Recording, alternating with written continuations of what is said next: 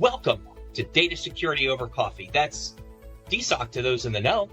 Where the only thing more dangerous than a zero-day exploit is Chad from accounting clicking on every single email attachment. From password post-its hidden under keyboards to that one guy who keeps using password 123 despite our 47 security memos. We're here to talk about the threats you never knew you should be terrified of. I'm Dr. Joe Hartford. And I'm Angie. Have you tried turning it off and on again? Singer Keating. Bringing you the latest in cybersecurity nightmares and risk management drama. Because somewhere out there, a hacker's trying to get into your company's data. And Karen from HR just clicked on another free iPhone pop-up. This is Data Security Over Coffee, DSOC, where every episode is a penetration test you didn't ask for.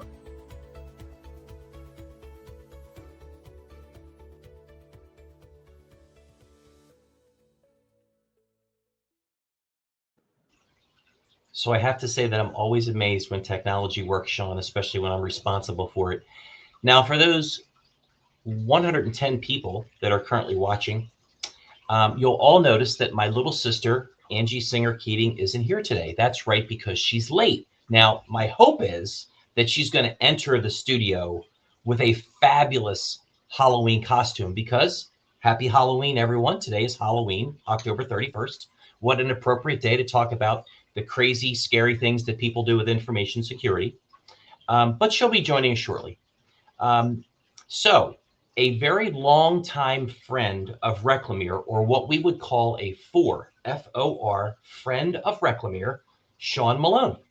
I was talking with Sean a little bit ago. We actually met and started our business relationship together in the 2007-ish, 2008 timeframe.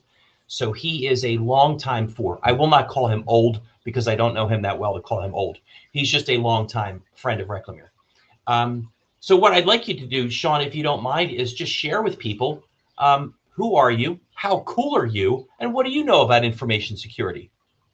Well, sure, Joe. Thanks very much. And I don't like the term old. I like the term well preserved.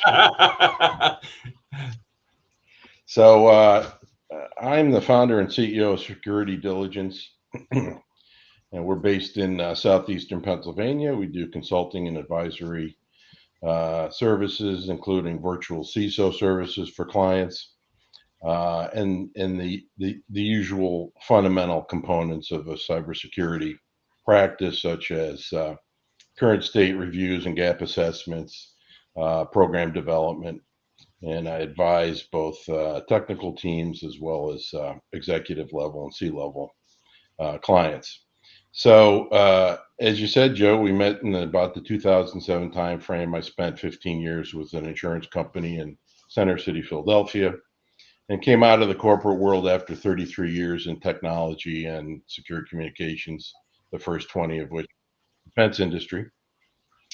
In 2017, and actually the 31st of March in 2017, and spent April taking a nap, and and then in May kind of started figuring out how I was going to get my consulting practice started, something I've always wanted to do, and it kind of grew word of mouth. You know, I started getting calls and emails from folks saying, hey, do you want to do some consulting? We could use some help.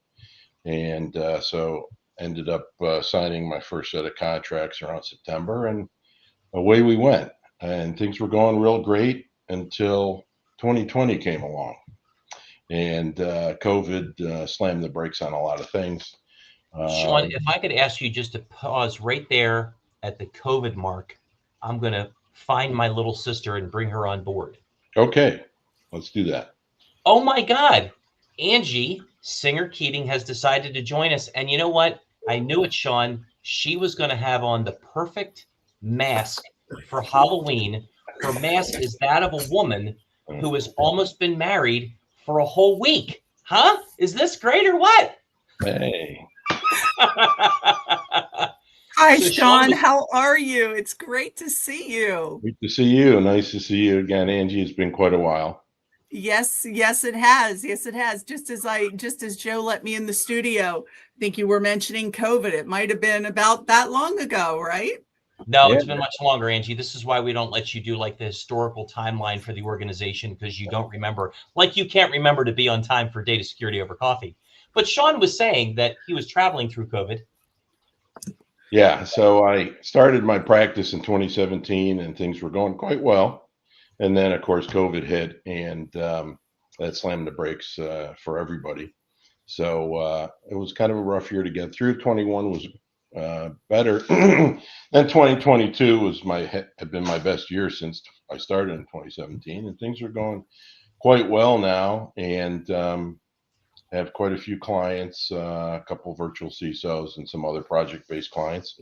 And I was telling Joe, Angie, that I have a client and soon to have a second out in your neck of the woods. So we could get some in-person FaceTime soon, I think.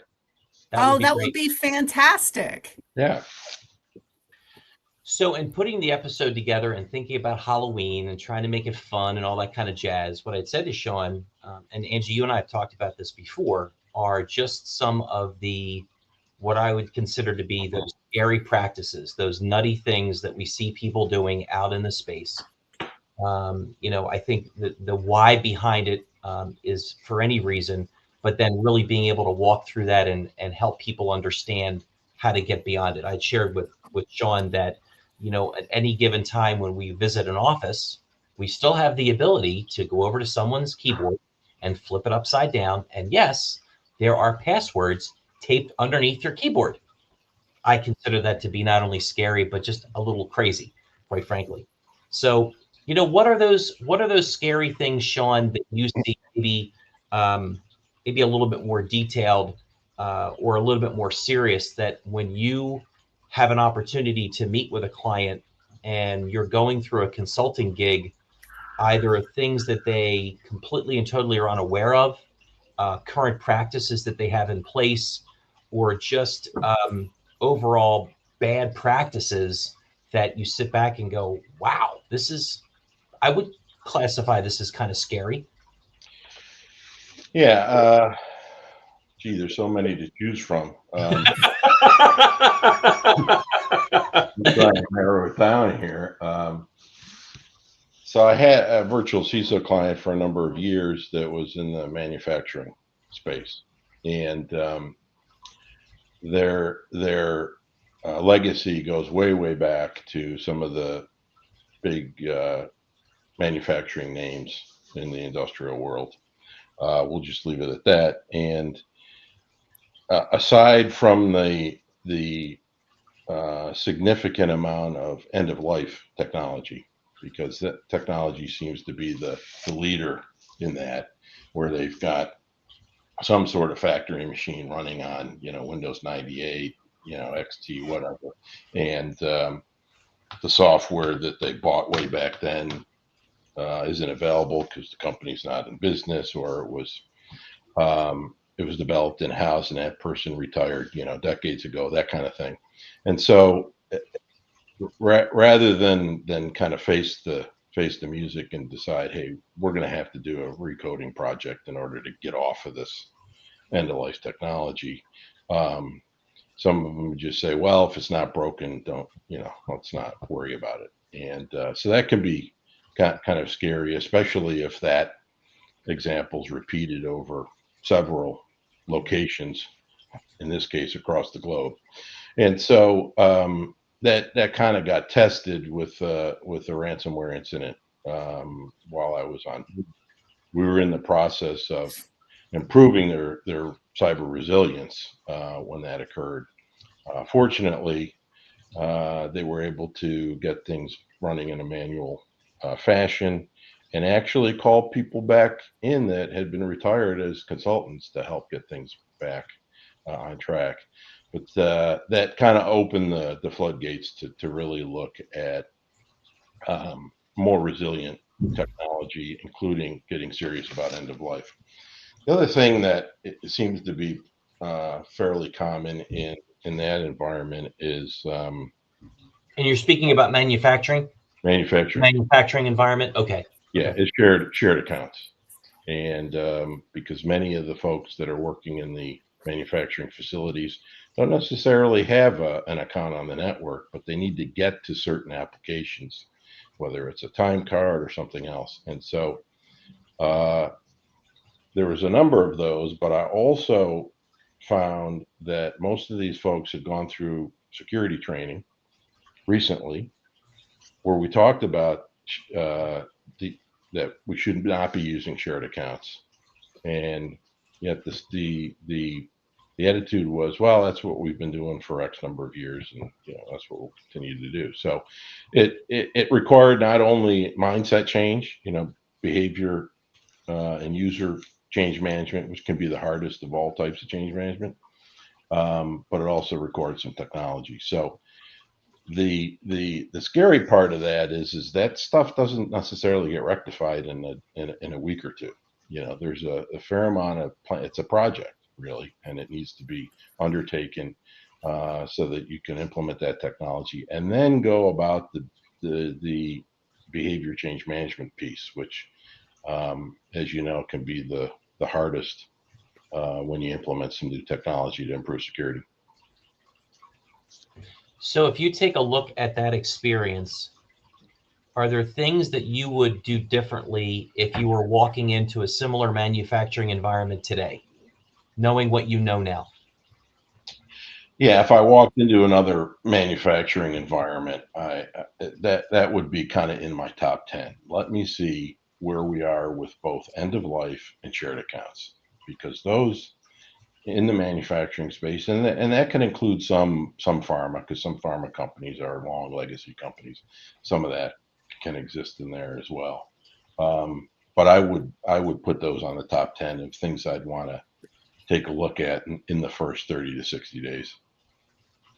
I think one of the things that Angie talks about a lot when she goes out on the road is that there is a relationship, and you bring it up now, there is a relationship between end of life, or what we would call IT asset disposition, and information security, cybersecurity. And I think sometimes what happens, and I'll say it because she won't, because she gets frustrated, is that people make that disconnection. They separate the two when in fact they are directly related to one another.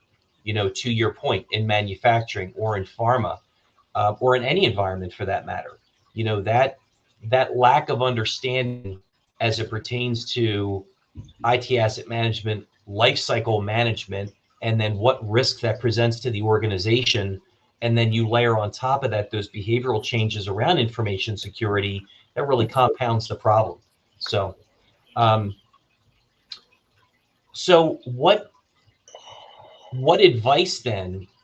Let's now fast forward. So, what advice, if you're sitting with senior leaders and those are the two areas that you're really focused on, what's the advice that you gave them? What was whether maybe it was a change in practice or a procedure or a policy, what have you?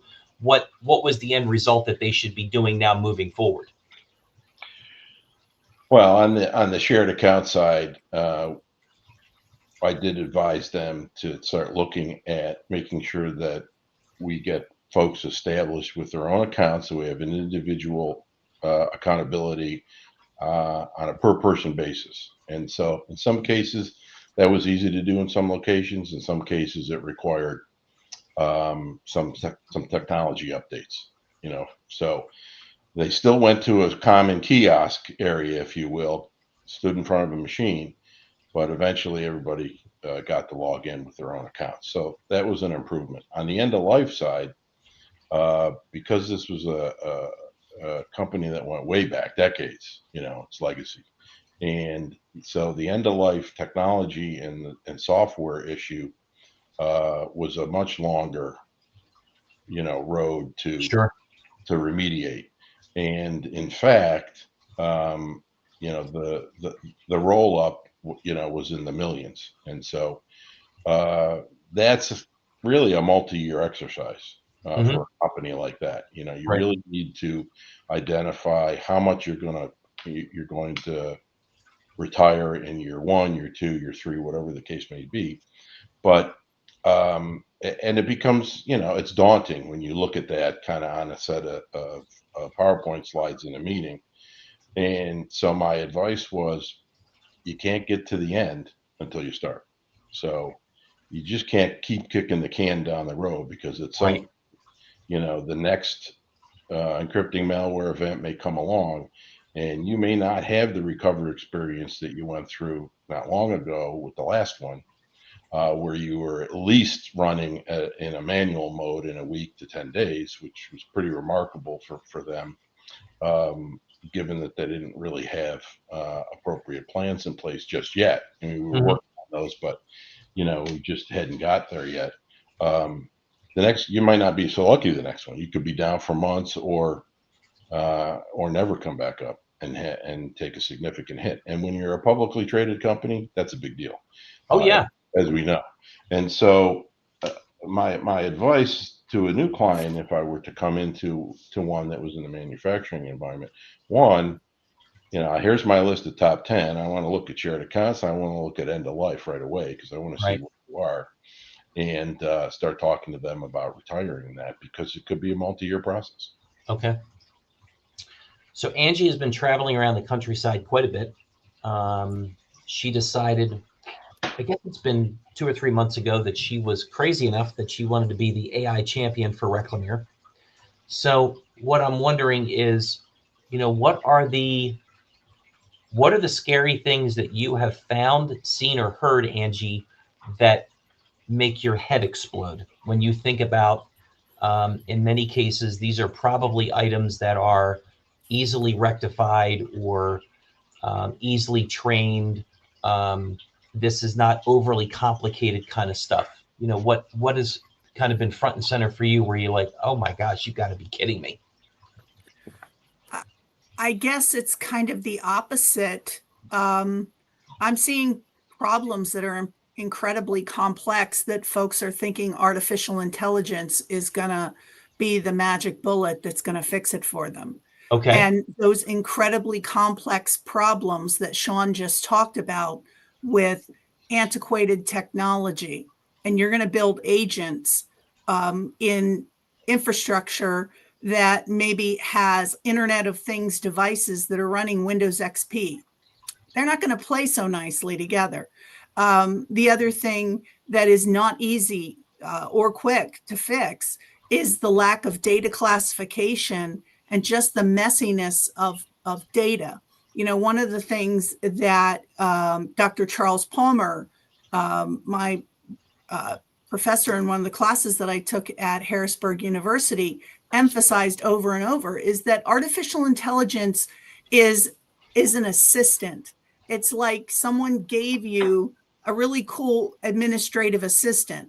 But if you put that administrative assistant in a really messy office, and you got some files over here, and you got some files in your desk, and then you have stuff in piles, and you expect, and you give that admin assistant some type of duty to do that involves all of that disparate data, AI agents are not miracle workers. And so I think there are going to be a lot of failed AI projects in the coming years, major projects, just because of the lack of a lot of the fundamentals. That also translates into the lack of fundamentals on cybersecurity, just like Sean said, those shared accounts. If there are shared accounts and you've got AI agents that are pulling from things, and you have people of different roles and different classifications who should have but not have access to certain information, and now you're going to turn around and you're going to implement something using an agent who's supposed to magically know what data it's not supposed to spit out as an answer to a problem or a step in a workflow, you're going to have privacy and security issues that are going to be built into that. So if you're not ready to, walk, crawl with things like fundamental cyber hygiene, fundamental resilience, and then you're not ready to run with AI, in my opinion. I think the most important thing for those organizations to do are break down the most simple tasks, and then look at things. In Sean's case, one of the easier or maybe stopgap measures of a client like that has those old legacy systems is, let's do some micro segmentation on the network to get it isolated to just do the things it needs to do until we can get to that point that we can make the investment or we can follow through on a multi-year plan of transition. So there are things we can do, but what has me kind of nervous and scared right now is the fact that people who want to run with a tool, and it's kind of like giving a toddler a knife and letting a toddler run around and expecting that everything's just going to work out okay, and because we're not really ready for it in most organizations. Yeah, and I think that your point about fundamentals, program fundamentals, is really key. I mean, how many organizations have we come across that can't really answer the question, do you know where all your hardware and software is, and is it inventoried in a single database or spreadsheet? Most. Yeah, most organizations can't. So now we're going to take an organization that has relatively poor asset management processes, and we're going to send agents, AI agents, out to everywhere. And so then you just add to the lack of asset management, because now you don't know where everything is, and it's got agents on it doing who knows what, right? Yeah. And it was really fortunate for that client you talked about that they had folks that had retired who were willing to come back and help. And I think it also emphasizes the importance right now when we're seeing so many layoffs at the really, really big companies. You want to have some really respectful and well-managed separations of employees right now, because if you're a business owner, or you're an executive who thinks you're going to make these big cuts because you don't need these people, and then you're knee deep in something where you find out there was custom programming that only 5 guys that you just let go and destroyed their life, they're the only 5 guys that know how to handle that system or do anything with it. It's super important that you're really planning and being respectful, I think, in those employee separations as they're happening for that exact reason. And a lot of these clients that I come across that have some of these ills, they're all good companies, they're all good people, they're all well intentioned, they're working hard, they're collaborative, but they've either come into a situation that has had decades, in some cases, of poor security hygiene or lack of security knowledge, and things are only as good as they are because a lot of them have brought good practices from where they were before into this company when they came on board. So they may be doing some good things, but there's nothing written down, or they're keeping track of things and maintaining an inventory of something, but there's no governance to guide the program, right? Yeah. So it's I see that a lot where the governance piece of programs is not really there, but there are pockets of security and cybersecurity goodness happening because fundamentally people like to do a good job and take it seriously, but things happen, and when an individual or a small team thinks about their end of life problem, that they look at it as a mountain they can't climb, right? Because they know it's big, it's a lot of money. And so it really has to be a corporate supported, driven, and funded exercise in that case. So I want to run with the last comment that you made, Sean, around governance. So based on your experience, and you as well, Angie, when you say that governance is lacking, everybody understands, I would think, the regulations that impact their businesses. Everybody gets this thing called cybersecurity. Everybody is aware of what's going on, the good, the bad, and the ugly. So how is it possible? What causes that lack of governance to be in an organization? Why does that occur? Well, in some cases, there wasn't a force that was pushing that. Okay. In some organizations, either regulation was somewhat lean in their sector or vertical or what have you. I think we've turned the corner on a lot of the major industry verticals, financial service, healthcare, there's regulations everywhere regarding that. And that has pushed, the governance piece over the last, 10 plus years. Part of it is internally, it wasn't in some cases a mandate. And, I came up through the technical side and worked with a lot of folks that like to build and implement and execute. Writing stuff down, not always a strong component of Right. what they do. Smart people, great technical minds, but sometimes getting them to write things down. Documentation was lacking. Yeah. Now, the governance piece really has to tie back to the top of the organization, right? So policies and standards, I always viewed it as a hierarchical path of policies and standards, which would spawn procedures, and then procedures would lead to processes, those how-to documents that are best written by the practitioners that actually have to use them, right? Policies and standards, the why documents, we need to do this and this and this at a very high level, agnostic to technology, et cetera.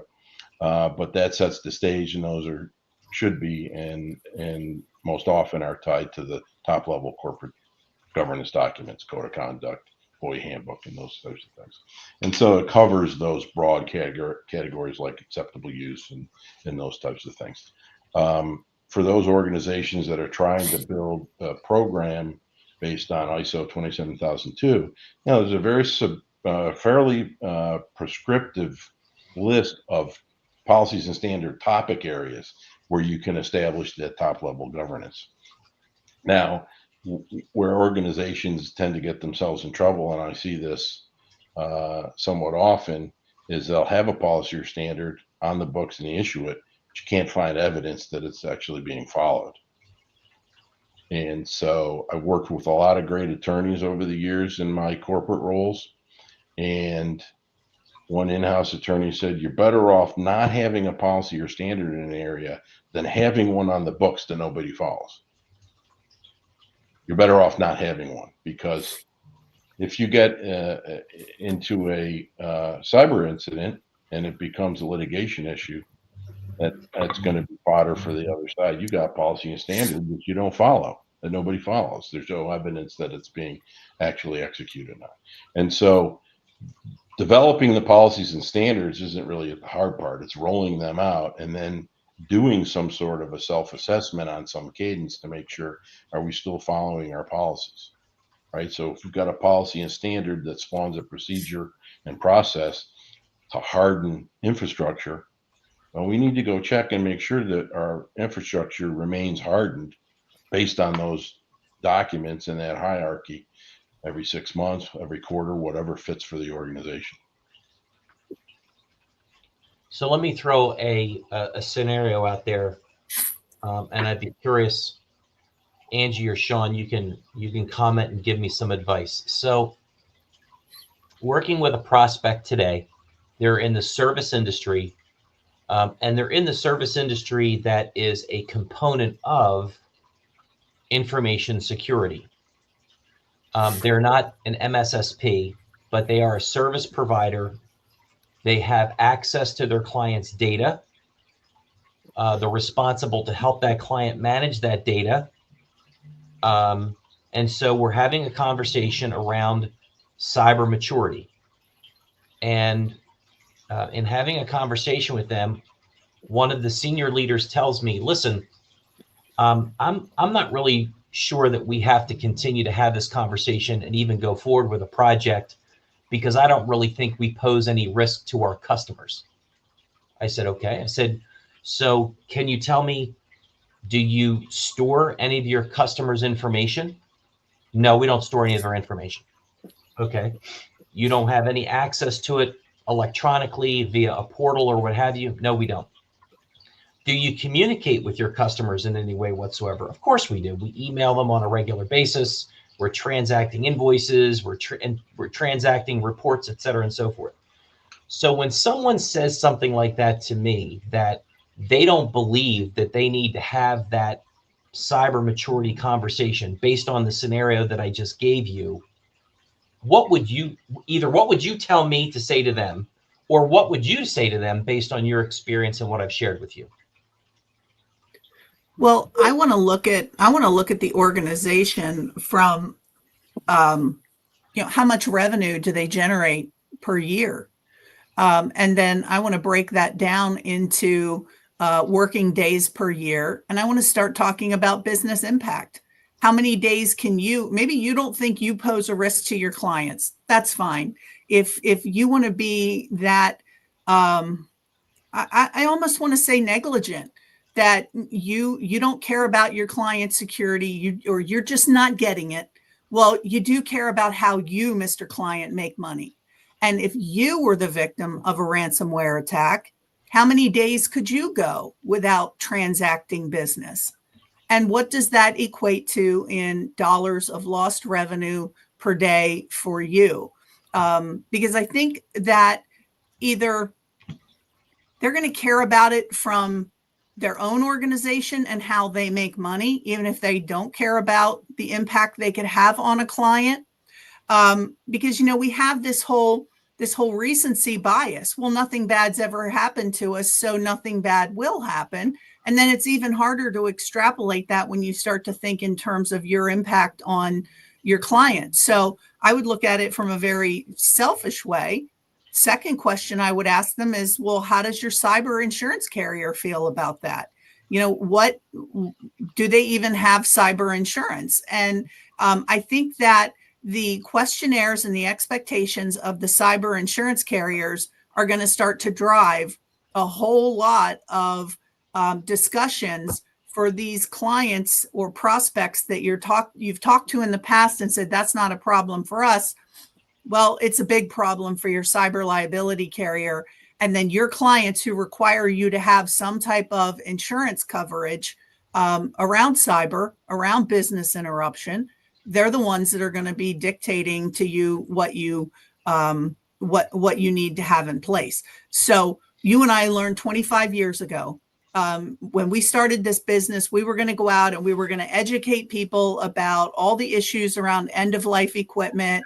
And once we educated them and they knew and they understood it, people would just beat a path to our door. Well, yeah.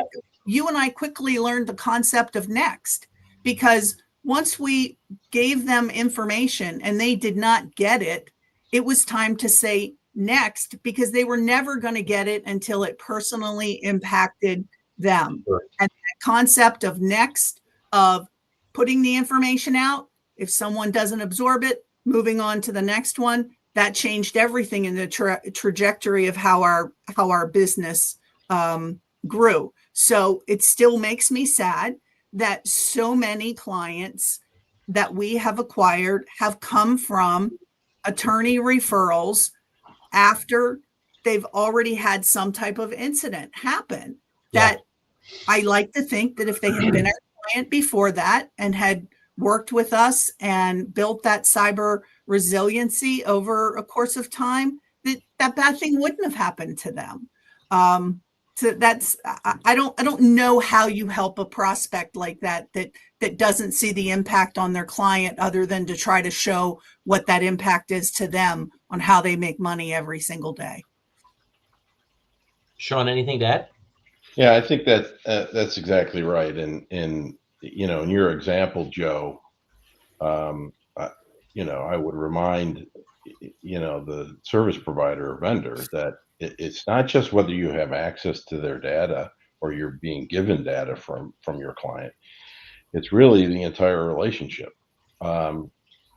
If you're relying on a vendor or service provider to help you close your books the last week of the month or the last week of the quarter, you don't really care what happens to 3 weeks prior at their company, as long as they're there that week that you need them, because that's an availability issue, right? Doesn't necessarily have much to do with data going back and forth on a day-to-day basis, but you need their services for some period of time every month, and by gosh, they need to be there.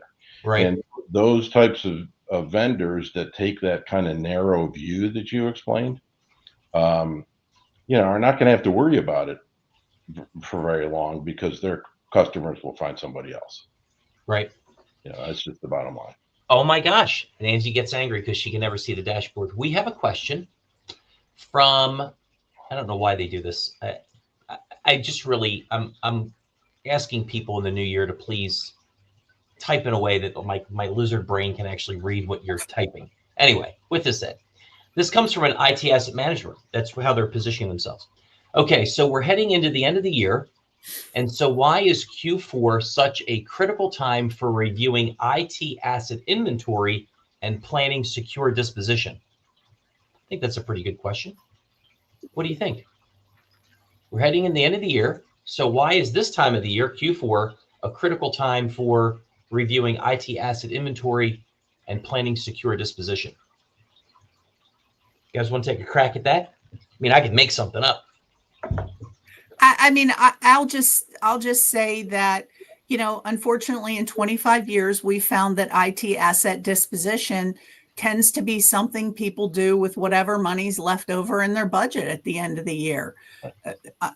It's just been the way it is with school districts. It tends to be what's left at the end of the school year and trying to do things over the summer. So there's some seasonality to it. My biggest issue right now around IT asset disposition is we are back at one of those commodity peaks. We are back at one of those times where the prices of components, the prices of commodities are at all-time high. And so we're seeing those companies come out of the woodwork again. They're around for about 2 or 3 years. They're not going to charge you any transportation. They're not going to charge you to destroy the data. They're not going to charge you any recycling fees. They will do it all for free.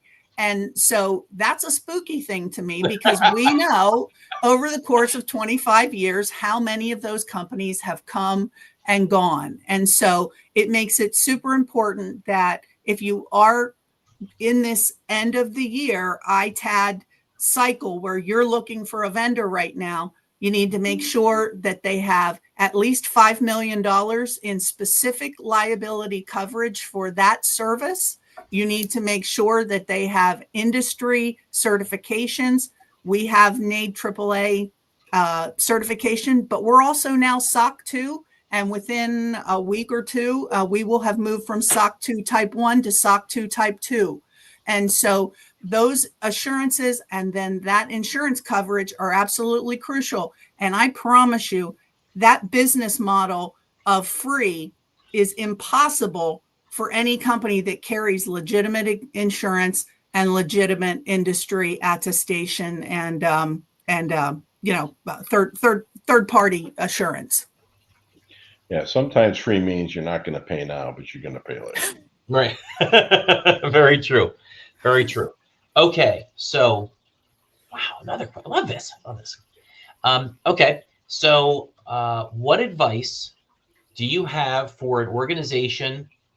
They don't say what industry they're in. What advice do you have for an organization in order for them to begin their cyber maturity journey? So I'm going to assume from this person that this is the very beginning. This is the first step. So what do you think somebody should be doing starting in January? Start it now if you want to. January 26. Obviously, it's going to be an ongoing. Where do they need to start? What should they be doing, thinking about, planning for, etc.? Well, my advice, and I've gotten this question quite a bit, and I've actually acted on several engagements where this was essentially the scenario that you're laying out. And it should really start with a current state review and or gap assessment. Let's get down on paper where you are today with your program and look at where you need to go based on the type of organization you are, the industry in, the kind of data that you handle or you're entrusted with, and public, private company, all those things come into play, and go through that process and go through that process with somebody that understands in detail the methodology behind that. And there's good frameworks and guidelines to use. NIST cybersecurity framework is a good one. You can then map it to the CIS controls so that you have more explicit controls to to look at, because the cybersecurity framework is not that explicit, but it's a good way to put you on a maturity curve on where you are and where you need to go in the key areas from a program standpoint. And it can easily be developed and presented to management in a way that's understandable and easy to get across in business terms. That then can inform you in a fair amount of detail on what your strategy and a roadmap should look like for the next 2 or 3 years. And you can start laying down certain program improvements, technology improvements and enhancements, implementations, and putting those on a schedule can also help you tie dependencies, right? Because certain technology needs to go in first before you can add other technology because of dependencies. And so that would be my primary advice going forward for an organization looking to start looking at where they are and where they need to go. Angie, is there anything you want to add? That was a beautiful answer. The only thing I would add is do that gap assessment with someone who's not trying to sell you a whole bunch of stuff. Do it with a vendor, cybersecurity practitioner, someone like Sean, a managed security services provider like Reclamere that is openly vendor agnostic. We don't care what your EDR is. We just want you to have EDR. We don't care what your asset management tools are. We just want you to have them. We don't care what two-factor method password keepers. We don't really care. We will help you vet ones you think you're interested in. But our livelihood and our business turns on giving you the best advice and guidance that we can, regardless of what widgets you may have in your environment. We're not trying to do that gap assessment to go and sell you a whole bunch of tools, a whole bunch of software, or a whole bunch of things, hardware, that are going to magically solve all of those gaps. That's really, really important when you're getting that gap assessment, I believe. Yeah, and then on the technology side. Yeah, I'm sorry to interrupt you, Sean. I want you to continue. I get a weird text message. Let me just drop for a minute. You guys continue to chat, okay? Okay. The thing I would add to that, Angie, is for those organizations that have already invested a lot of money in technology, I like to have a discussion around, let's take a look at the technology that you've already spent money on. Yes. See that you are actually leveraging it to the best extent possible. Before you spend another dime on new technology, new software, let's make sure you're getting everything you can out of what you've already spent money on. Because if you haven't, adding more is just going to make that messier than it already is. Oh, I know. Isn't it remarkable when you go into an organization and they have some of the most state-of-the-art technology, state of the industry in their tech stack, and they're only using one component of each one, and they don't even realize what they already have under the hood that they could have been leveraging all along. Mm-hmm. Exactly. Or some, a new SOC person recently out of college has got 4 screens to look at. And, yes.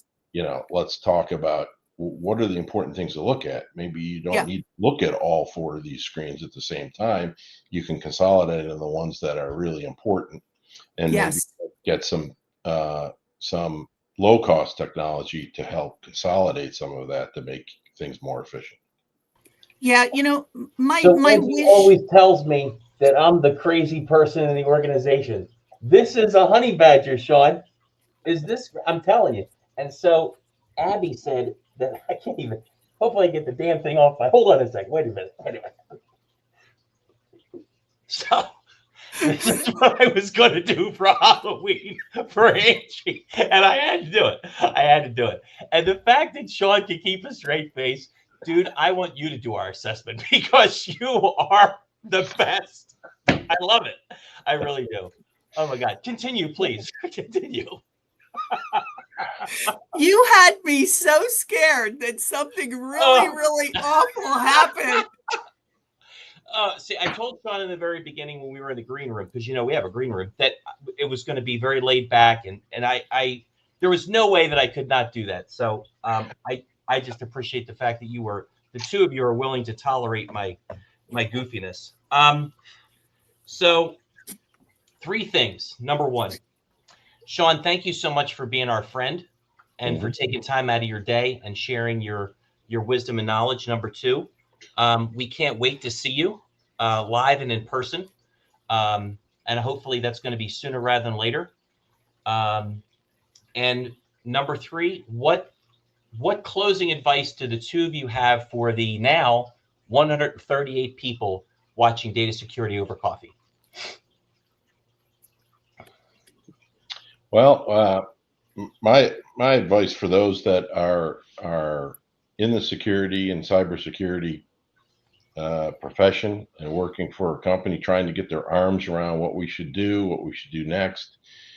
How is our program doing? Where can we improve? Not everybody knows everything, and there are plenty of great resources that can help you navigate through just those very questions. So reach out to people, and be open and upfront. Hey, I'm concerned about this.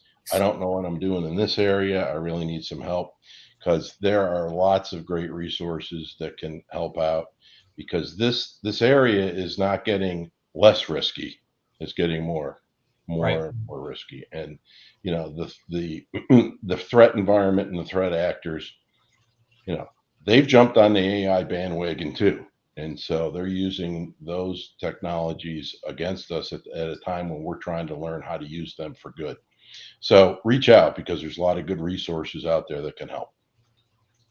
Angie? Yeah, I think that's really, really great advice. My piece of advice right now with some of the things that we're seeing, it's time to be way more demanding of your vendors in their own cyber maturity and their cyber hygiene. It's time to demand to see their cyber liability coverage policies. It's time to demand that they have third-party attestations like SOC and other industry certifications, because your cyber insurance carrier cares a whole lot about who your vendors are. And when we look at just some of the things that have happened over the past week, some of the things that happened with some of the big companies like Microsoft and Google with some outages and the impact that had on folks, it's time to really get really demand more of your vendors in their own cyber practices. Great. Well, thank you both. I'm going to go ahead and shut the live stream down, but we're going to pop over to the green room and we can chat a little bit more.